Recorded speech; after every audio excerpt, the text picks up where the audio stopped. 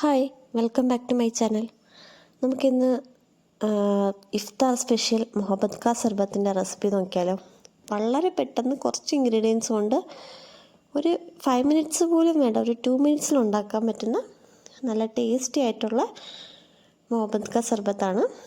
അപ്പോൾ അതിന് വേണ്ടിയിട്ട് ഞാനിവിടെ വാട്ടർമെലൺ എടുത്തിട്ടുണ്ട്, അതായത് തണ്ണിമത്തൻ എടുത്തിട്ടുണ്ട്. ഞാൻ തണ്ണിമത്തൻ്റെ പകുതി ഭാഗം മാത്രമേ എടുക്കുന്നുള്ളൂ. നിങ്ങൾക്ക് ക്വാണ്ടിറ്റി എത്രയാണോ ആവശ്യം അതിന് അനുസരിച്ച് എടുക്കുക കേട്ടോ. പിന്നെ ചെറിയ പീസുകളാക്കി കട്ട് ചെയ്തെടുക്കുന്നുണ്ടേ.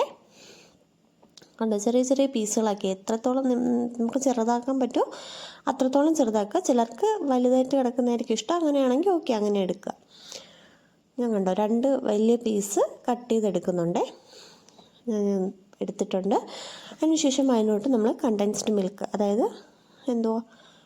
മിൽക്ക് മെയ്ഡ്, അതാണ് ഒഴിച്ചു കൊടുക്കുന്നത്. എൻ്റെ മിൽക്ക് മെയ്ഡ് കുറച്ച് കട്ടിയായിട്ടിരിക്കുകയാണ് കേട്ടോ, ഫ്രിഡ്ജിലിരുന്നിട്ടേ, അതാണ് അങ്ങനെ ഇരിക്കുന്നത്.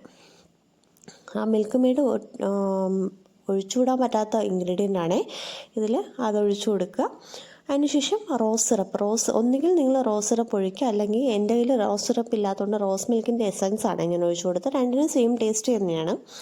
റോസ് സിറപ്പ് ഒഴിക്കുമ്പോൾ കുറച്ചുകൂടി കളർ കിട്ടും, അതാണ് അതിൻ്റെ വ്യത്യാസം എന്ന് പറയുന്നത്. ടേസ്റ്റ് സെയിം ആണേ. അത് കഴിഞ്ഞിട്ട് ഞാൻ അതിലോട്ട് കുറച്ച് പഞ്ചസാര ഒഴിച്ചു കൊടുക്കുന്നുണ്ട്, പഞ്ചസാര ഇട്ട് കൊടുക്കുന്നുണ്ട്. പിന്നെ അത് കഴിഞ്ഞിട്ട് പാല്, ഞാനിവിടെ ഫ്രീസാക്കിയ പാലാണ് എടുത്തത്, നല്ല തണുപ്പ് കിട്ടാൻ വേണ്ടിയിട്ട് ഫ്രീസാക്കിയ പാലാണ് എടുത്തത്.